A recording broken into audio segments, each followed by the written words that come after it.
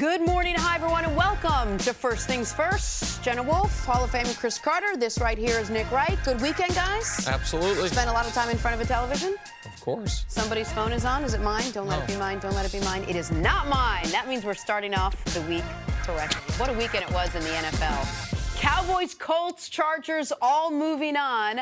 But we're going to start this morning, CC, with two words. Those words are Nick Foles.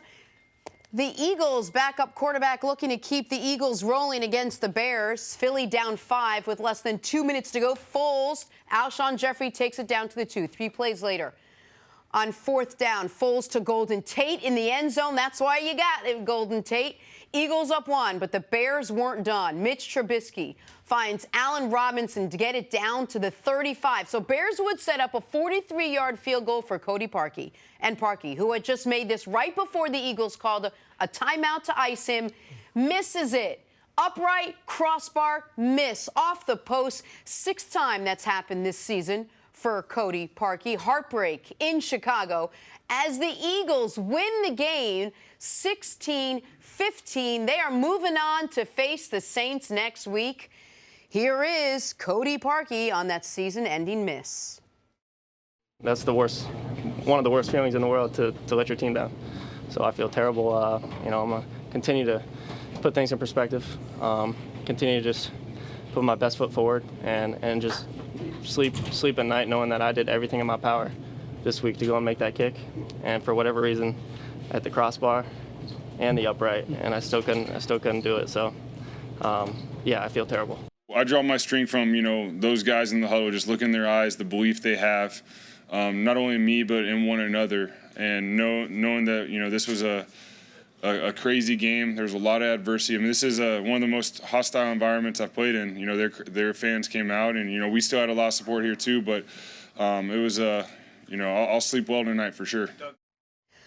CC, we've been doing this show together for a year and a half. I can count on one hand how many times something in the NFL has actually surprised you. Did this result surprise you, Eagles beating the Bears in the way they did it? The result didn't surprise me. The way the game ended with a kicker that used to play with Philadelphia and kick very, very well for them, and the number of times that he's hit some part of the goalpost this year, and for it to end like that, now that was surprising, that was shocking, but this Philadelphia team is very, very talented. Their offensive line played probably their best game that they've played in a couple months yesterday, and not just in the numbers. They didn't run the ball and dominate, no, but they were going against the best defense that I would call the most frightening defense in the NFL, and they took advantage of some of the replacement that they had in the secondary. So, no, I wasn't surprised. Nick Foles did a good job, and they had a great game plan as far as getting the ball out of his hand, spreading the ball around to all the different receivers, trying to attack all parts of the field. I thought Philadelphia and their staff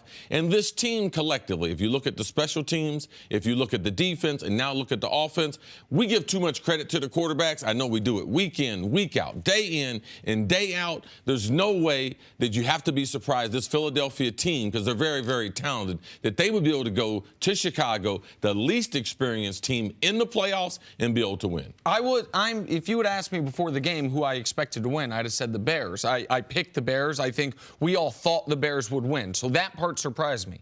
If you'd asked me 10 minutes into the game how confident I am the Bears are going to win, I'd have said not very at all. Why? Because the moment Philly took that first drive down the field, I know they didn't get a touchdown, but I thought that opening drive was incredibly important, showing they could move the football, that they were not going, they had a game plan for Khalil Mack, and it wasn't going to be we have to double team him every play. They did a good job on Khalil Mack, as they've done on elite pass rushers over the last 6 weeks, holding guys like DeMarcus Lawrence, Aaron Donald, J.J. Watt, Khalil Mack, Ryan Kerrigan to a combined 1 sack and just 6 quarterback hits in 6 games against those guys leading into this game. Jason Peters did a good job. They did a good job scheming to where Khalil Mack couldn't wreck the game. And you saw, okay, Philly's going to be able to move the ball at least a little bit. If Philly's defense plays well and or if Mitch Trubisky plays poorly, this is going to be a tight game throughout. Now, with all that said, the Bears obviously could have won it. This is something where you said, you've said many times before, it's things like this that make you, for lack of a better term, hate team sports. Like now Mitch Trubisky gets labeled can't win a playoff game. And I know he threw for 300 yards, but how many times did he almost throw the game away? And now he's 0-1 with a home playoff loss to a backup quarterback. But the narrative's totally flipped if Cody Parkey makes that field goal. If he does his job. Okay, yes, I know. You have no love lost for kickers that don't do their job. I mean, besides his mom, his wife, or something, like, who is today? No, I understand. So if Cody Parkey makes his field goal, which is his job, then there is no more Nick Foles discussion. There's no more Foles versus Wentz. All of it, and this is, by the way, and here's where the Bears, speaking of guys doing their jobs, this is where the Bears front office, which has done a tremendous job, has to take a little bit of ownership of this. Going into the playoffs, which kicker had missed the most kicks in the NFL? Cody Parkey, who's a guy that, of all the kickers this week, and aside from maybe the Badgley kid in Los Angeles with the Chargers, that you had the least confidence in.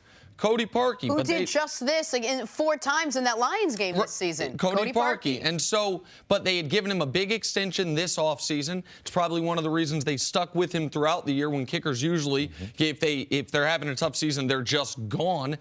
And now your season's over, and it's an enormous squandered opportunity for the Bears. But credit to the Eagles. 4th and goal, season on the line, after they get stuffed on the goal line. If there was ever going to be a narrative that made sense, it's the Bears defense in a goal line stand. That's how they move on. And Golden Tate, a guy that the Eagles front office went out and got. He made a play and Foles made a throw. Yeah, Golden Tate, I want you to watch this route that he ran, because he knew they were running. This is the most famous route. Bill Walsh ran this, called Quick Right Sprint Team, R17, where you put 2 of your receivers to the field, you sprint the quarterback, and he's going to throw the ball on timing right in front of the pylon, and the wide receiver decides. Golden Tate knows that the DB has outside leverage. He looks inside as if he's going to run a route inside and then snaps it off outside. That's the overall experience. A veteran wide receiver in a critical situation, a great play call, taking advantage of a young player who didn't have much experience. And that Chicago secondary, it came into the game banged up, all right, and the Eagles were able to take advantage of these reserve players that were in the game. Look, you and I talked earlier, and I said, what do you think about how Nick Foles played? And you said, the Eagles team played very, very well. But when we use the word, and we laugh when we say it, but when we use the word magical in Nick Foles, things like what happened with Cody Parkey, that folds into this whatever is surrounding Nick Foles and his ability to get the team to play and to win. So I do have to ask what you thought of the way Nick Foles played and what this now means moving forward. I thought this was Nick Foles individually, his worst game of this run, his worst game of the must-win games. They've now won 7 consecutive elimination games with Nick Foles at the quarterback. This was clearly his worst game. Now, it was also clearly against the toughest defense he's faced. The only thing that would be close would be the Vikings defense in the NFC Championship game last year, but that Vikings defense hadn't been playing as well as of late as this Bears team had. I don't assign the Cody Parkey miss to anything with Nick Foles magic. I will say the offensive line continues to play its best football this last month. You see the Eagles secondary, which had been terrible throughout the first 3 months of the season, I thought played an outstanding game yesterday, aside from some dropped interceptions that could have made this game a more substantial Eagles win. And all right, which is why they play defense. And so I don't assign much to the Nick Foles magic as far as how the game ended, but I mean, they now have an opportunity to go into New Orleans, a place that with Carson Wentz, this Eagles team lost 48-7 in a game that we thought ended their season. It dropped them to 4-6, and they were written off for dead. We'll see if it can continue next week. Yeah, I believe in Santa Claus, the Easter Bunny, and even will put out money for the Tooth Fairy. Mr. Tickles even likes that. But as far as believing that Nick Foles is on some magic carpet ride, that's what got him through Chicago, no, I'd be a fool to believe it. I've been on too many football teams. It's a team sport, and this is what happened. The team supported their quarterback. He threw a number of balls that should have gotten intercepted. The interception in the red zone. He shouldn't throw that ball or throw it out of bounds. Now, the defender got a little bit on his hand, so the ball came up a little bit short. They react because they was reading his eyes.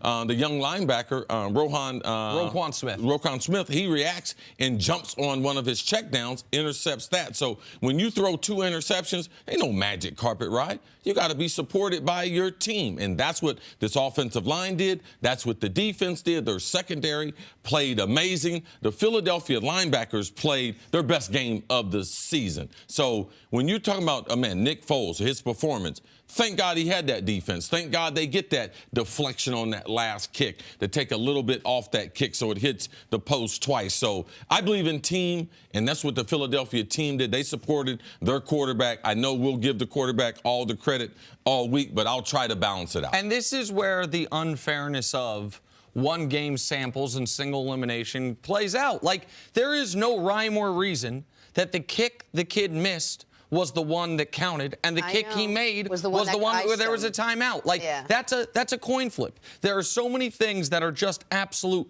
coin flips, and this one, once again, it came up heads for the Eagles, as it has seemingly every time during this run. All right, the Philadelphia Eagles win the wild card matchup. They now move on to face New Orleans next weekend. Take a break. Coming up, what was the key to the Cowboys taking down the Seahawks? We'll talk about that next. This is First Things First.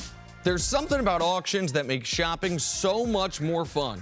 For sports fans, it probably has something to do with the competition and suspense that auctions provide. But who wants to spend time researching where their nearest auction house is and then make the trek all the way there? I definitely don't. And that's why I love Pristine Auction, an online sports auction house where you can buy and sell sports memorabilia from the comfort of your own home. Pristine Auction runs tons of different auction formats, including multiple weekly auctions, a premium monthly auction, as well as daily and 10-minute auctions. They guarantee the authenticity of all of their items, and everything you purchase comes from only the most trusted sources. And the best part, it's so affordable. I just saw an autographed Ricky Stenhouse Jr. photo that sold for only $6. Go check out Pristine Auction now. You'll be hooked. It's free to register, free to bid, and you only pay for the items you win. That's pristineauction.com. And when you register, be sure to select First Things First podcast from the drop-down menu in the How Did You Hear About Us section. Let them know we sent you. Make sure you select First Things First podcast from the drop-down menu when you go to pristineauction.com. Welcome back. We'll get to the Cowboys and Seahawks in a second, but first, Zion Williamson continues to defy gravity. The 360 dunk, the one he gave a 7 out of 10. Yeah, I was going to mention that. If this is a 7 out of 10, an in-game 360 with his head above the rim, then what is a 10? The reason why, because you can see his body is turned about a quarter before he even takes off. Watch his body. He'll be facing towards the sideline. You see that? So it's a 270 instead of a 360. Well, somebody do the math. I just did it. He knows it. He knows what he got to do. If he want to do a full 360, face the bucket and then do it. Bears Eagles, Nick Foles with the pass to Golden Tate, who holds on despite a huge hit. Oh, the Eagles are happy they traded for him yesterday. A lot of noise surrounding Golden Tate prior to this game, that he hadn't been as productive, that this was one of the midseason acquisitions where it looked like maybe the team trading the player away knew something the team getting him didn't know. He had two of the biggest plays, including the single biggest play of the game. Cowboys Seahawks, check out the stiff arm from Zeke. And see, I know you love this. The heady play. This happened about 3.5 minutes left.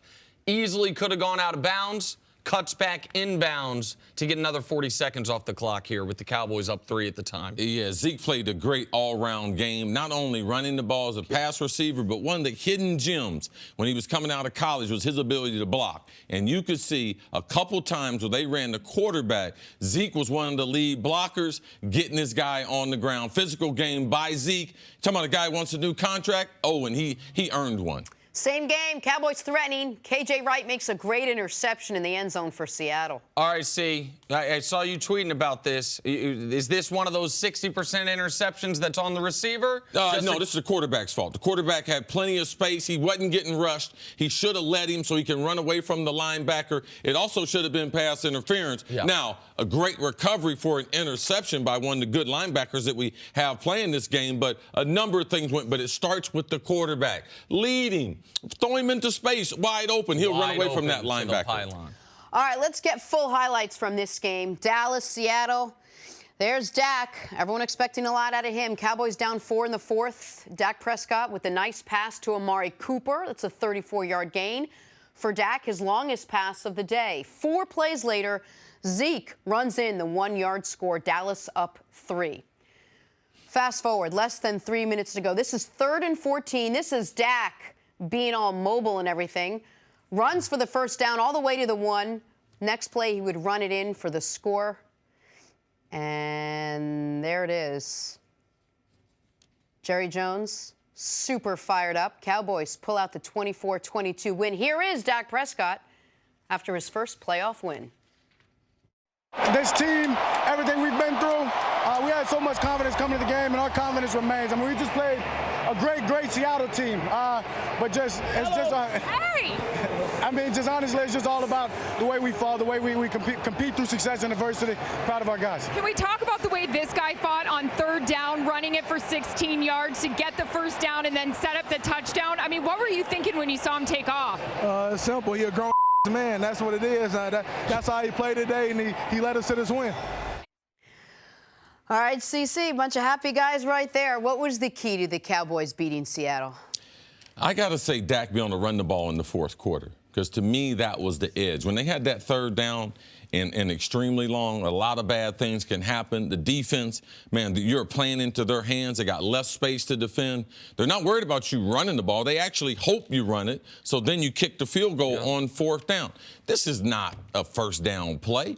Brilliant call by them, but it was to try to get the ball for an easy chip shot. If they get the easy chip shot compared to a touchdown, then Dallas could very easily lose this game. That touchdown drive and converting right there was the biggest play in the game. And Dak being heady enough to be able to, man, because he had a point where he could have gone to his left or right. He read the blockers, knew he had the guards on the linebackers, and knew he had his running back, and he decided to split them and to try to make that attempt. A lot of quarterbacks, they wouldn't do that. A lot of quarterbacks trying to manage their overall health and everything. So for me, Dak Prescott and his ability to accept that game plan and to be able to run that football when they needed, that 3rd and 14 to me was the difference in a great football game. See, it's not hyperbole to say it wasn't only the biggest play in this game. That is the biggest play by a Dallas Cowboy since Larry Brown picked off Neil O'Donnell in Super Bowl 30 to ice that game. That you might say, wait, how can it's 23 years since then? Well, think about it. They only won 2 playoff games since then. The one close call would be Terrence Williams' touchdown catch from Romo in their playoff win over the Lions. Like this won them the football game. They were 1st and goal from the 1. Like, they're going to score a touchdown. They're going to go up 2 scores, and they're going to win the game. And if you're Dak Prescott, at least at this point in his career, and I think it's probably fair to say even next year in his career, he's not going to be one of the 5 or 8 or maybe even 10 best pure passers of the football. So the way he can create added value is things like this. Is winning plays in the most critical moments. So like this touchdown drive combined with the 7-play, 75-yard touchdown drive to end the first half that got them in the end zone for the first time. Zeke had a huge 44-yard run on 3rd and 1 on that play where Seattle had everyone compacted and he bounced it outside. Like those are winning moments. In a game that Seattle had a very questionable game plan offensively, Dallas took advantage and they stuck to who they were. Zeke had 30 touches. Dak made the one mistake we talked about, but aside from that, played a relatively clean game, avoided the critical sacks that killed him earlier in the year, and in the biggest spot, made the biggest play of the year, not only for the Cowboys, maybe in the NFL. And that's what Zeke is talking about. When he talks about grown, man, he's talking about making good decisions. Like when they came into this league, and they have been through a lot. They've been under the microscope a lot, and this is their 3rd season together, 2 postseason. But they were kids coming into them. Both of them have made mistakes on and off the field, some one and the other none. But that's what you expect on the Dallas Cowboys. When Jerry drafted these guys, he expected them to be in these big games, making those types of decisions and running the football the way Zeke did, because Zeke played like he was a grown man, and Zeke got it right as far as describing Dak and his decision-making in this football game. Because Dak's numbers were pedestrian at best, but he found a way to win the game, which is all you can ask for in a quarterback, especially when you're looking at a quarterback for the future. On the other side of the ball, why couldn't Seattle pull this out? If I'm Seattle and I'm Pete Carroll and Brian Schottenheimer and I start rewatching this, I understand who they've been all year as a running football team. But part of the reason they've been a running football team is they've been dominant running the ball. Yeah, they've averaged 35 rushes a game in the last 13 weeks. But that was for 170 yards. They were averaging 5 yards per carry in that stretch. They called this football game. They would have called it no different if Blake Bortles was their quarterback. Throwing was a last resort at all times, despite the fact that A, you have Russell Wilson, B, Dallas's defensive front was playing a tremendous game. It was very clear by midway through the second quarter they could not successfully run the ball on first and second down, yet they tried to call runs on first and second down the entire game. They treated a pass like it was only for emergencies. 4th and 6, I guess we'll let him pass, and not shockingly, Russell makes a perfect pass. Down 10, 2 minutes left. I guess we're going to, I think they're going to regret not using their all-pro level quarterback more in this football game. Yeah, I totally disagree with you. And the reason why, coming into this game, we knew that was the same. Oh, if Seattle, they get behind, the one thing we like about them is, oh, they're very patient. Oh, they'll stay with the running game. So now they've lost. So we're going to go back to the game and try to rewind it and be like, you know something, I believe they should be more aggressive. There are certain teams, Seattle being one of them, they only have a couple variances for which they can win offensively. And thinking that offensive line could back Russell up and pass 45 times, no. That defensive front was playing at a different speed. This was not a good matchup for Seattle. So I thought Dallas would take them out of their running game. But Russell being able to make one or two enough plays outside of, let's not forget the 3rd and 14 we just saw. Mm-hmm. So if they settle for a field goal, how many plays does Russell need to make to be able to lead them back? So you can't just change your style in the postseason just because it's the postseason, because your team, you have to tell them during the week how we're going to play. And if you don't play that way, it's hard for the team to have confidence in the coach. Pete Carroll and them had a style. Be physical. Brian Schottenheimer, they tried that. They changed it after the first couple games. It's what got them into this playoff run. And we can't fault them because they lost the game in the style that got them there. Because, I mean, how do we ever critique the coaches? Then, because everyone is getting scouted. So they were able to dominate them on the front. And you got to give Dallas's defensive line credit for taking them out of the game plan. The reason I think it's fair to critique them is because we ask coaches to make adjustments. If you've got an offensive lineman who's just getting whooped the entire game and your quarterback's getting sacked. But it doesn't make it better for him, Nick. As your coach, how can I make that guy successful? Backing those offensive tackles up against Dallas is not the way. No, and because of their lack of talent on offense, that's why they have less variables, less change of pace. They only got a fastball and a curveball. No, I get that part of it. When I was saying if you have an offensive lineman getting whooped, I was going to use a hypothetical one that didn't happen in the game. If you have an offensive lineman getting whooped in a generic game and your quarterback keeps getting sacked, you either roll the guy out away from him, you chip the guy, you find things to adjust in game. The inability to adjust in game, that this running attack that has all year long worn people down, that has the last 13 weeks averaged 5 yards per carry, they had 20 rushes for 30 yards at one point in this football game.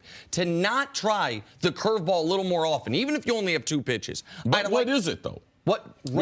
We can't just make it up. Russell run the ball. Like if you would say, man, I believe Russell should have used his legs more, I would listen to that. But we can't just say, hey, they should change to what? Change to absolutely the ball in Russell Wilson's hands with his ability to run or pass. I thought that was obvious. That's what I was saying. That the best player on your team in this, because they were playing to get exactly what they almost got. You're right about that. They were playing, hey, down less than a touchdown, 2 minutes left, see what our quarterback can do. I didn't think they had to play a game where it was in that position. I thought they could have scored more earlier. I think in Seattle, the football game. Before the game, realized our offensive front is at a disadvantage going against their front 7. So how can I slow them down? How can I give Russell a chance? Russell was sacked 1 time. So they had enough plays. The defense has got to get off the field on that 3rd down, and then that changes the argument. Russell Wilson and this offense, this offseason, they have to try to come up with some other things to make them more explosive, and they ran out of options in Dallas. All right, time now for Put a Grade on It, sponsored by CarMax. So Dak Prescott had a pretty nice day in his first playoff win as a Cowboy. Nick, put a grade on Dak Prescott's game. That play right there gets you an A. I mean, if that was all he did the whole game, that play right there, that changed the course of the Cowboys season potentially, was the biggest play of the weekend. That gets you an A. So this is great easy for me. Yeah, I'm going to give him an A+. The Dallas Cowboys quarterback leading them to victory in the style for which he played. Hey, Dak, don't be trying to develop to be a drop-back quarterback. Be a winning quarterback, and that's what he was able to get done in Dallas. That's why I give him an A+. All right, good stuff. Got to take a break. Coming up, hey, how dangerous are Andrew Luck and the Colts right now? That's next on First Things First. On Sunday night, tune into FS1 for a big super middleweight title fight as Jose Uzcategui defends his belt against undefeated Caleb Plant. It is live. It is Sunday. It is 6:30 Eastern on FS1 and the Fox Sports app. Back here, First Things First, we are going viral. The Eagles' late touchdown gave them the lead with under a minute to play, and with the Bears trying for a game-winning field goal to advance, the whole city of Philadelphia was thankful for this one fan. You gotta shank this show, bro.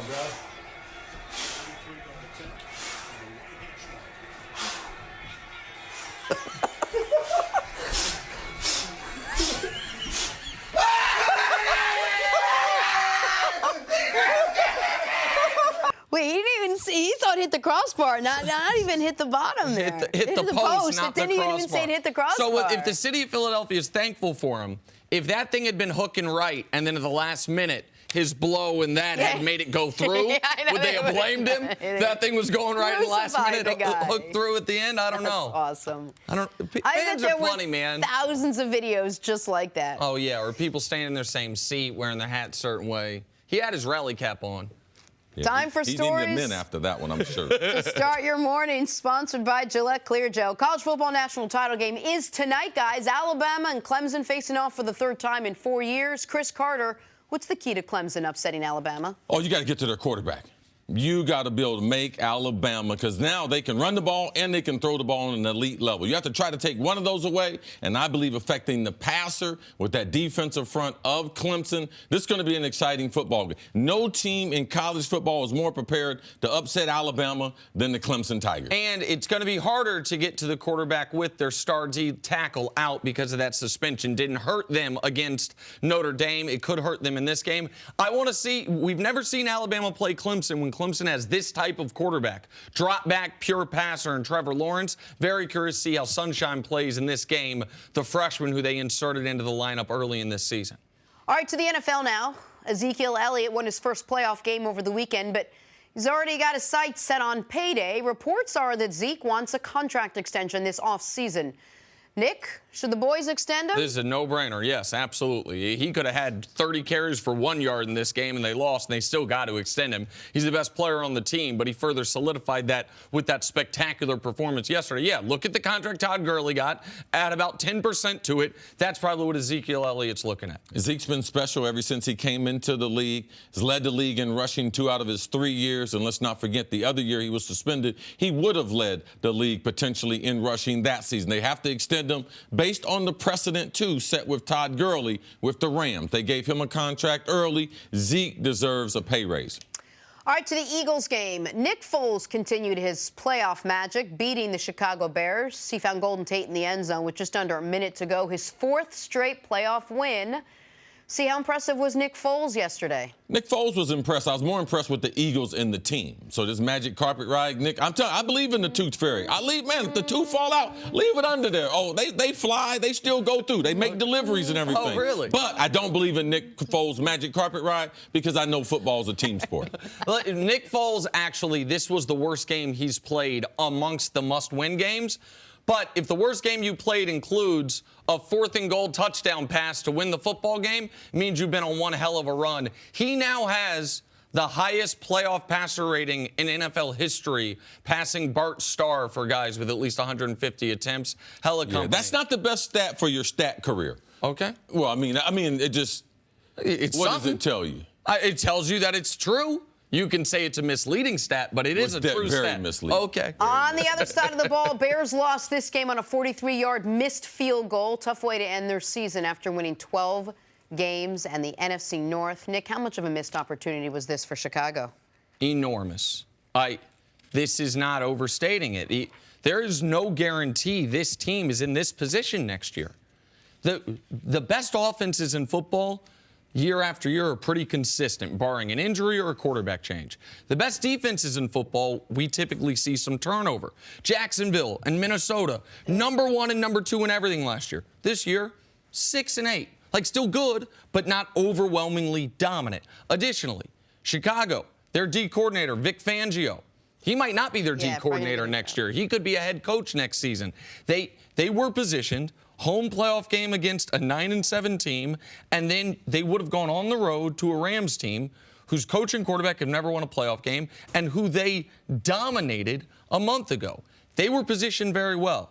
We do not know they will be back in this position, and we do not know how this type of loss will linger. So it's a huge missed opportunity, and it's why that Cody Parkey kick is such a stomach punch. Like, things like this, sometimes this is the closest you get for a couple years, and that very well could be the case for a Chicago team that I thought was really positioned well to go on a real playoff run. There's no team in NFC North that matches up well, so I disagree with Nick. Lions don't match up with their front seven well. The Packers don't match up with them well, and the Vikings definitely don't match up with them well. They have a young quarterback who has playoff experience. His career is on the way up. The big stage wasn't too big for him. Their ability to be physical, so I do believe they do have a bright future, because what we've seen in these teams that have these great defenses, even though they change defensive coordinators, they typically play around that same level. So promising things out of Chicago, they shouldn't be disappointed in that terrible loss. One moment from this game that I just want to mention because we haven't discussed it.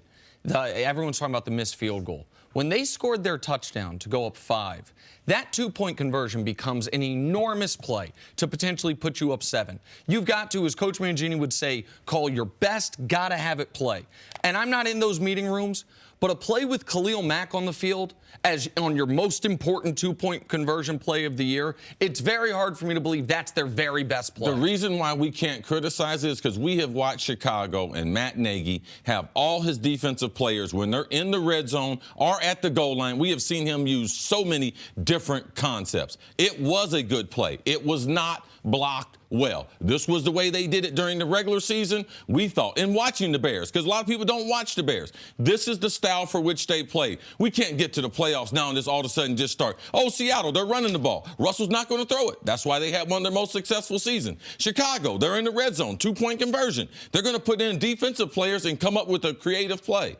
That's what they did to get them there. People missed their blocks on the interior. There was a running lane. It was a solid call. And that play, solid call or not, that was a critical moment that it didn't seem like during the broadcast was taken as seriously as it should have been. Up 7 there. I mean, even if I don't think the Eagles are going for 2 at the end if they're down 7. Right. And that field goal, I don't know how Cody Parkey feels nerves-wise if I miss this, we're in overtime, as opposed to if I miss this, we lose the game. That was a critical play in the game. All right, let's move on to the other game. Deshaun Watson and the Texans hosting Andrew Luck and the Colts, and Andrew Luck delivered. First quarter, Luck to Eric Ebron in the end zone to open the scoring. Second quarter, Luck to Dontrell Inman for Luck, 222 yards. There's Dontrell. 2 touchdowns. Texans tried to rally in the 4th down 14, but Deshaun Watson can't convert on 4th down. And the Texans are one and done this postseason as Luck and the Colts win 21-7. They've won 10 of their last 11 games. Here's the quarterback on the win after the game. The message has always been, how are we getting better this day? How are we getting better this day? It's never been results focused. You know, we have goals, and we'll talk about those goals, but we realize it's all about what are we doing to get to that goal, and the cycle of the week, the cycle of the day, getting the most out of each other, getting the most out of yourself. So in that sense, it's been really fulfilling because we've kept getting better and better and better, and it's been very energizing. Man, it was tough, but I'm not gonna walk off that field with my head down. I'm gonna keep my chin up, keep my heart, light and warm, and just make sure that I remember this moment and go to work this off season and God willing, have another opportunity next year. All right, Cece, let's start with the Colts. In your opinion, what was the most impressive aspect of their win? I thought their game plan from the beginning, that they were going to negate that defensive front and they were going to attack that secondary. Man, they went after that secondary. T.Y. Hilton hadn't spent much time practicing in the last month, has been banged up. People had talked about the story before the game. No player in NFL history, had the type of average that he had playing the Texans in Houston. So, man, they got him involved in the game plan immediately, and to be able to spread the ball around Andrew to all his different receivers.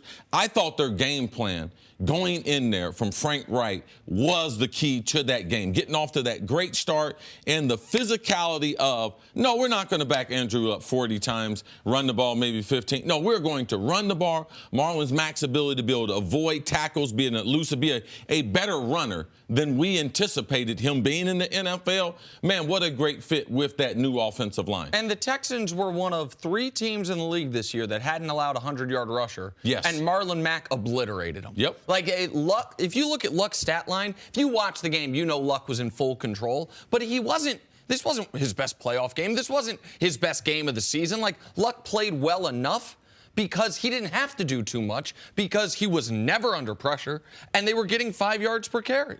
Marlon Mack was spectacular. The Colts defense, which this is where it's good to remind people, since week 7 in the NFL, the Colts are #1 in the NFL in the following categories: record, point differential, defense, third down percentage. This has been a excellent team over now an 11-week sample, and they jumped on Houston from the opening kick. And this game was over midway through the third quarter, or midway through the second quarter, pardon me. It was 21-0. It was past the sticks time midway through the second quarter, and the Colts could just hold on from there. With the way Andrew Luck is playing and what we saw from their defense and how well their defense is this Colts team the most dangerous team in the playoffs right now? I think it's not the team that the Chiefs wanted to face. And it's not just because of Andrew Luck, but I believe that they can ball control.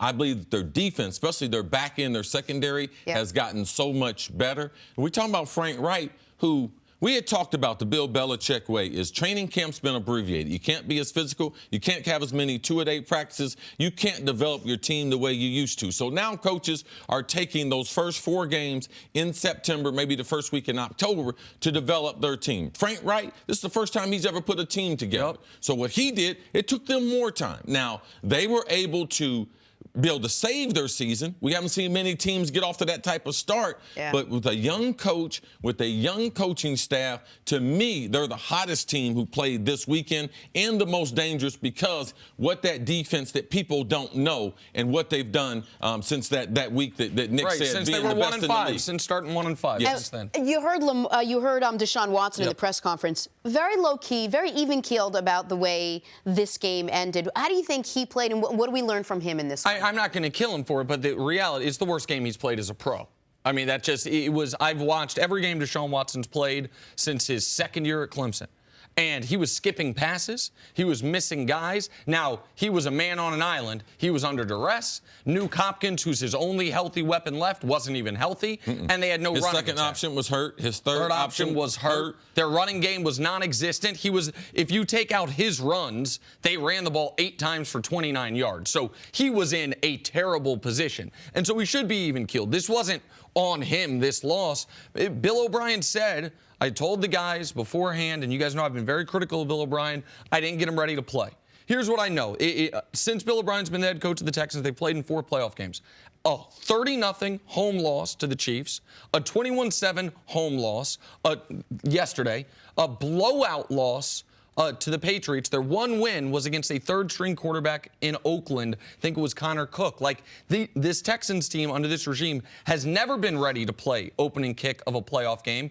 And yesterday, they showed a little life late, but the game was far too gone. They can look across the field and try to get a blueprint for what Deshaun needs. Look at Andrew Luck. What do? They changed that offensive line. They changed their philosophy. They're going to support the quarterback with a running game, so I would look for them to potentially get another running back or 2, and you got to support the offensive line. I believe if his wide receivers are healthy, Nuke was not healthy in this game, DeAndre Hopkins, and the other guys are hurt. So I believe that they can get this turned around, but watch the Colts. See what the Colts did and how much more physical they got on the offensive side. To C's point about the offensive line and running game, they have a ton of cap space for the first time in a while there. You would expect them to be involved at least in the Le'Veon Bell discussions. And last year, they didn't have a first or second round pick because of trades to get DeAndre and to get rid of Brock Osweiler.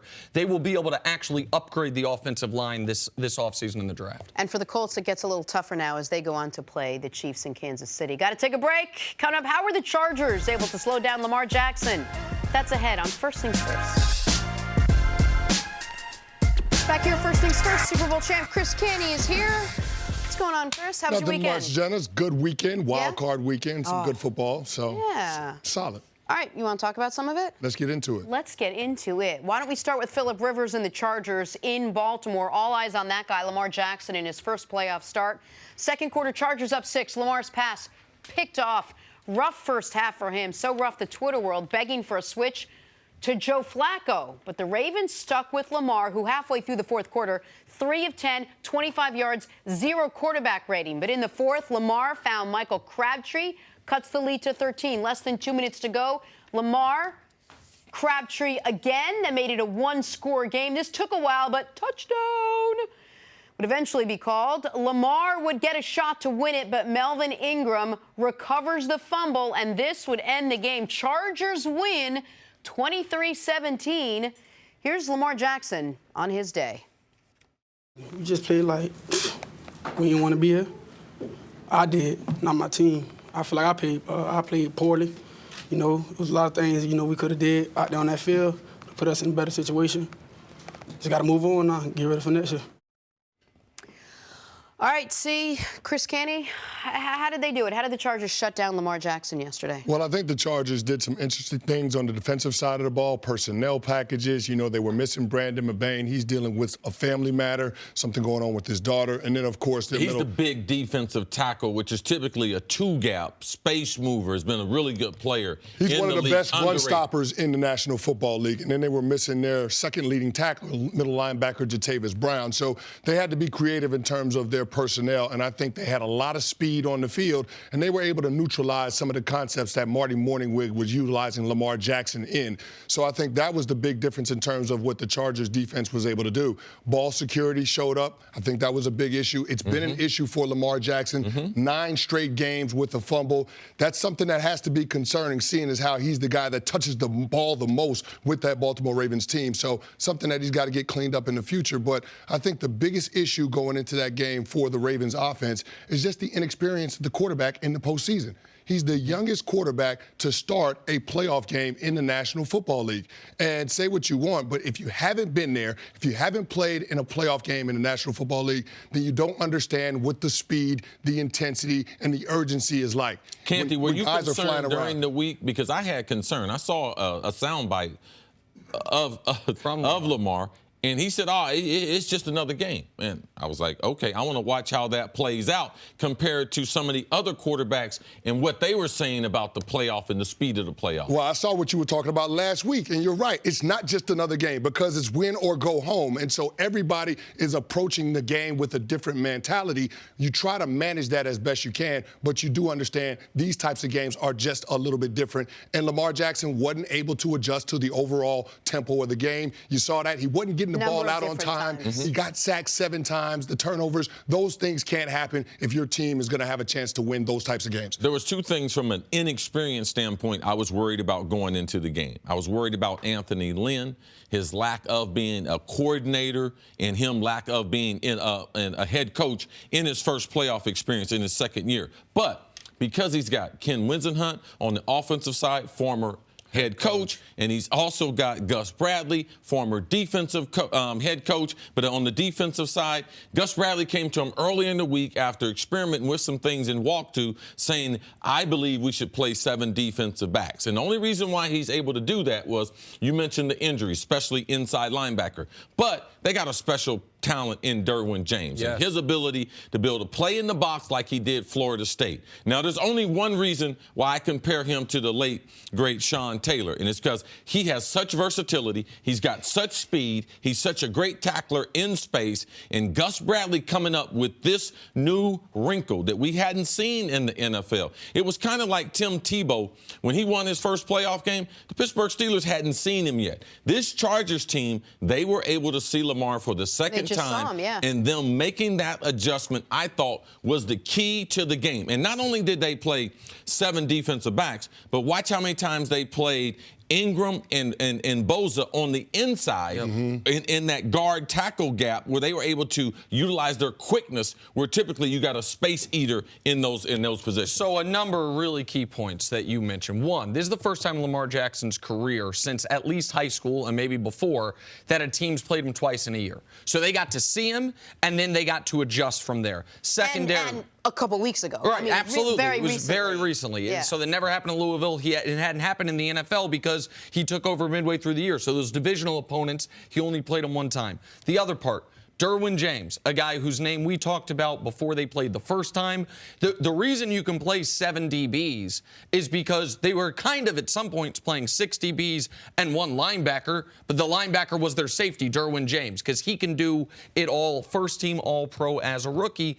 And the other point, and see, this is something we talked about before the show, because you would think, I think most football fans would say, okay, if I'm playing a team that is limited passing but is dominant running, I want more big people rather than more small people. They went with speed over strength, but that can only work if their defensive line makes sure the offensive line is not getting to the second level and obliterating all the corners they have on the field blocking, right? Well, that's why they came out in a reduced front, right? They had 2-3 techniques and a 0 nose. So, I mean, you can do those types of things. You can keep the guards in the center from climbing to the second level if you've got guys on top of them. And I think that's exactly what they did. Another guy that I keep calling to San Diego, that the Los Angeles Chargers used in the box, Adrienne Phillips. We got to give him some love, too, because he played big yesterday as well, came up with that interception in the first half, which was a huge play. But, I mean, for as well as the Chargers defense played, the Baltimore Ravens defense played equally as well. Yes, I mean, they had a couple of sudden change situations in the first half. I mean, Kenneth Dixon fumbles the ball. The Chargers get the ball in point-blank range. They get a tackle for loss on 3rd down and hold them to a field goal. And they blocked a field goal. They blocked a punt, did the Ravens. That was in the 3rd quarter. You had 2 block kicks and a fumble recovery, and you only get 3 points out of that. Yeah, it was I mean, if that's the case, if that's what's going to happen, then you're not going to have a chance to win that game. But obviously one of the big themes throughout the game was when you start hearing the fans and the Twitter world and all of it calling for them to change to Joe Flacco. Where do we fall on that? Listen, can I just remind everyone what Joe Flacco,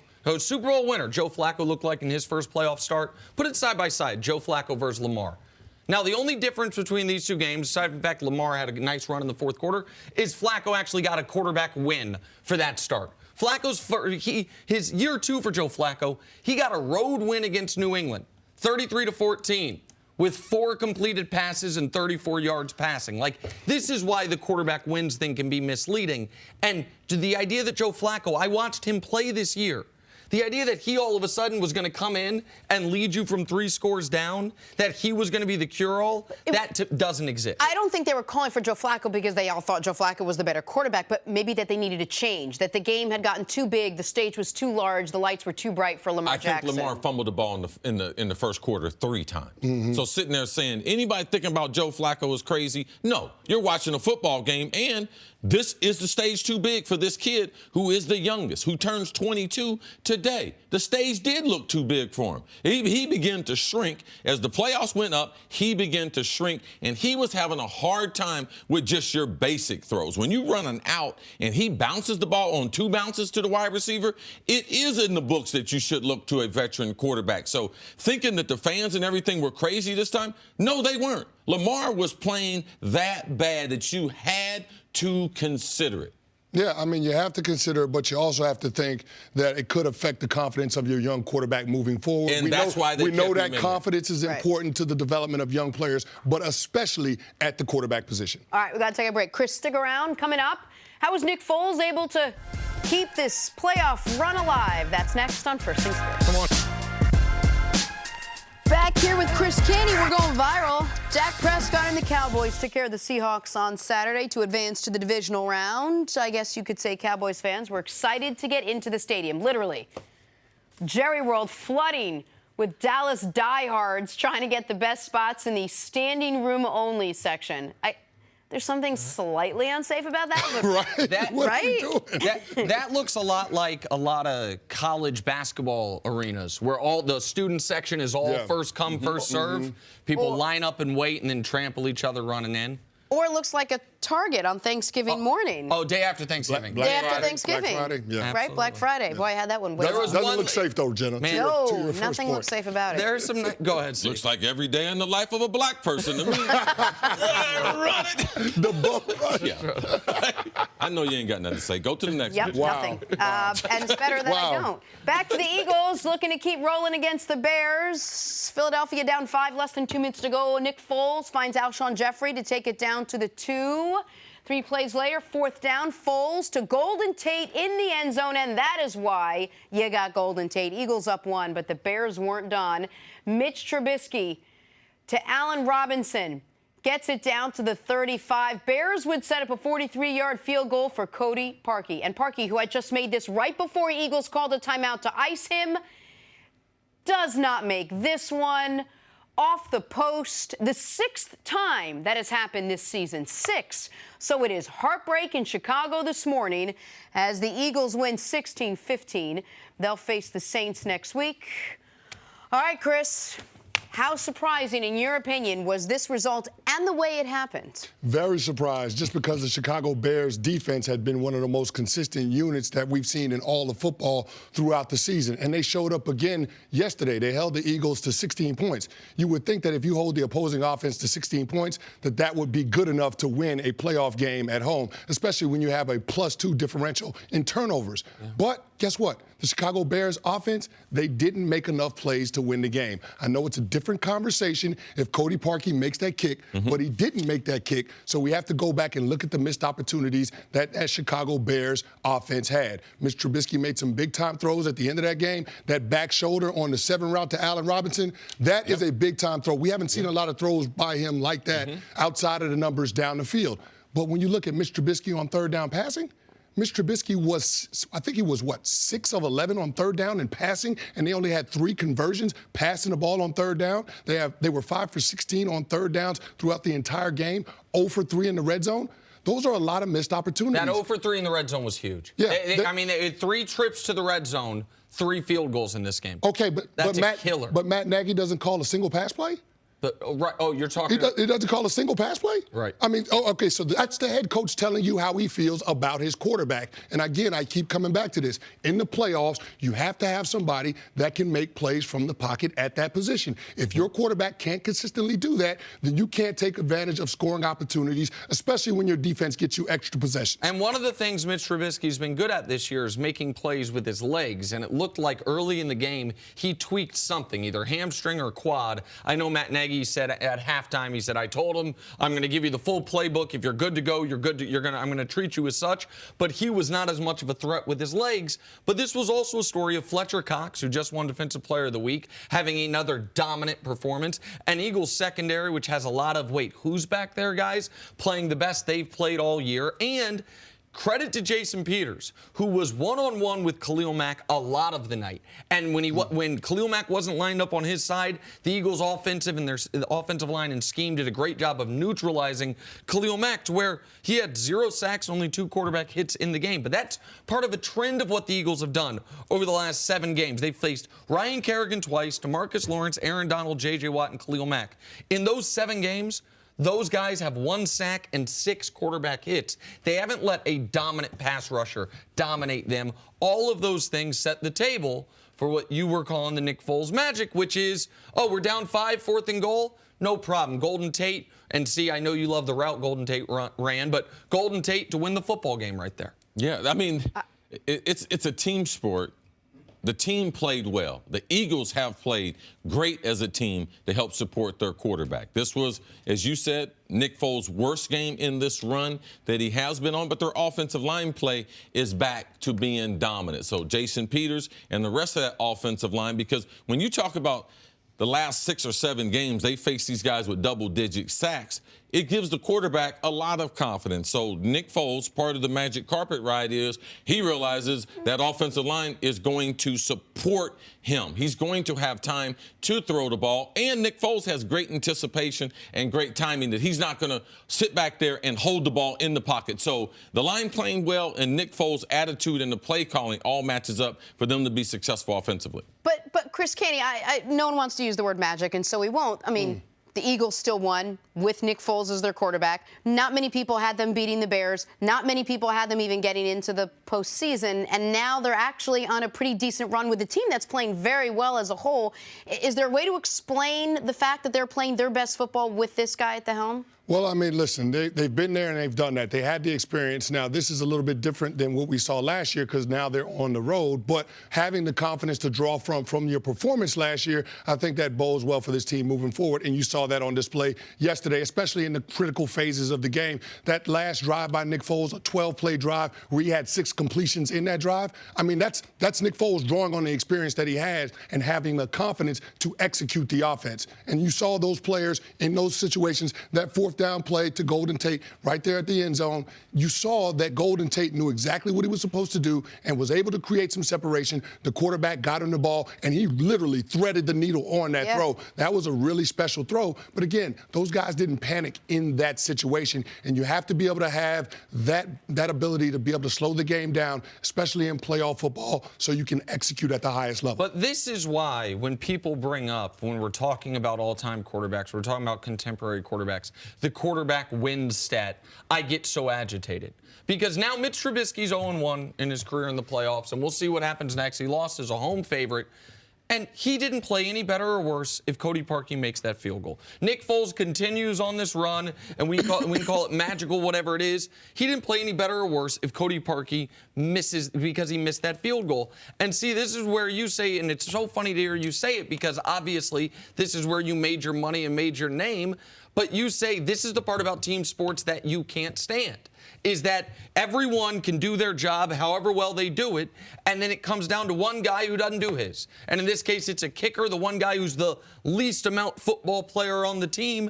And now careers are different. We don't know. Chicago might not have Vic Fangio next year. Like, we don't know what the story is going to be for them, all because they missed a kick. And, like, that now goes on Mitch Trubisky's resume. It goes on Nick Foles' resume, even though they didn't earn that. Yeah, I don't have love for kickers. Tom Brady and them, they got love for kickers because they always make them. So, kickers aren't football players. As you see when he missed that kick, there wasn't the whole team coming over to love on him. One offensive lineman patted him on the head, was like, oh, it's okay. But everyone else was like, do your job. Thank you for listening to the First Things First podcast. Remember, leave us a review and tell us what you think. Subscribe to the podcast on Apple Podcasts and catch us on FS1 Monday through Friday, 6:30 a.m. Eastern. For Cris Carter and Nick Wright, I'm Jenna Wolfe. So long, everybody.